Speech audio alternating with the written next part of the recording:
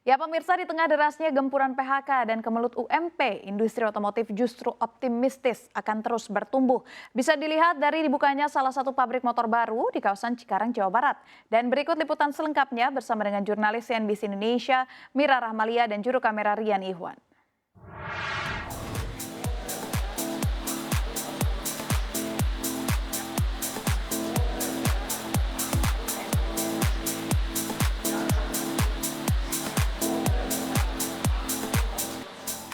Optimisme perkembangan industri otomotif juga diamini oleh para pelaku usaha yang mulai berani melakukan ekspansi bisnis. Salah satunya saya akan mengajak Anda ke salah satu pembukaan pabrik dari produsen otomotif roda 2 asal Eropa yang baru saja membuka pabriknya di kawasan Cikarang, Jawa Barat. Pertumbuhan ekonomi Indonesia yang mencatatkan pertumbuhan positif di angka 5,72% di kuartal 3 tahun 2022 ini salah satunya ditopang oleh industri otomotif. Sektor ini mampu tumbuh 10,26% secara tahunan meski menghadapi berbagai tantangan. Kinerja sektor otomotif sangat terbantu dengan membaiknya penjualan domestik dan ekspor dari industri kendaraan roda 2. Menteri Perindustrian Agus Gumiwang Kartasasmita menyebut hingga Oktober 2022, penjualan domestik kendaraan roda 2 menyentuh angka 5,5 juta unit dan ekspor sebanyak 640.000 unit. Indonesia industrial sector performance shows optimism and improvement.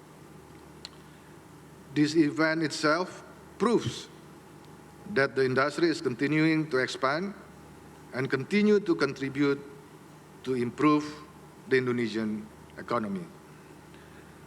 I am pleased that this new factory has brought about new investment, created new jobs, increasing domestic production of two-wheel motorized vehicles, and most importantly, be part of our country's value creation process.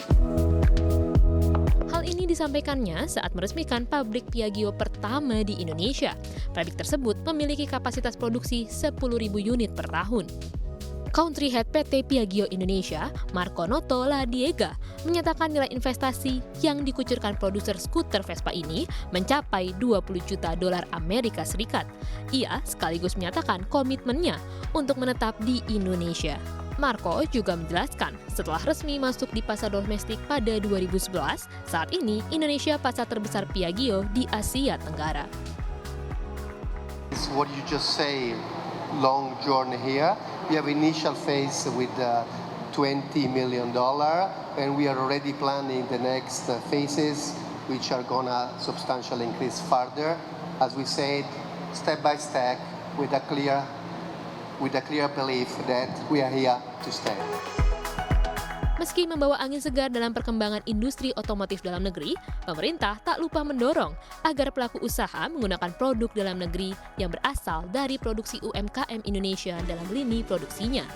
Menteri Perindustrian menyebut, hal ini merupakan komitmen pelaku usaha dalam mendukung program pemerintah untuk semakin mendorong UMKM ke pasar global.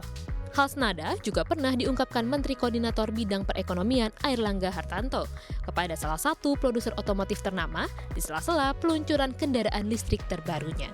I would like also take this opportunity to kindly ask Piaggio Group to increase its use of local components, especially that are produced by small and medium enterprises or industries in Indonesia. It is important for us to see Piaggio being part of the answer for bringing them, the small and medium enterprises, into Piaggio's global supply chain and also supporting the government's local content program. Sementara itu, pemerintah memberikan berbagai insentif pada pelaku usaha yang berminat berinvestasi di Indonesia, salah satunya keringanan pajak. Agus Gumiwang menyebut, kehadiran pabrik produsen otomotif ini juga meningkatkan optimismenya dalam pertumbuhan sektor otomotif. Tak hanya itu, ia juga mendorong pelaku usaha agar menjadikan Indonesia sebagai hub atau bahkan pusat ekspor produksi Piaggio. Dari Kabupaten Jawa Barat, Mira Rahmalia, Riyad Ihwan, CNBC Indonesia.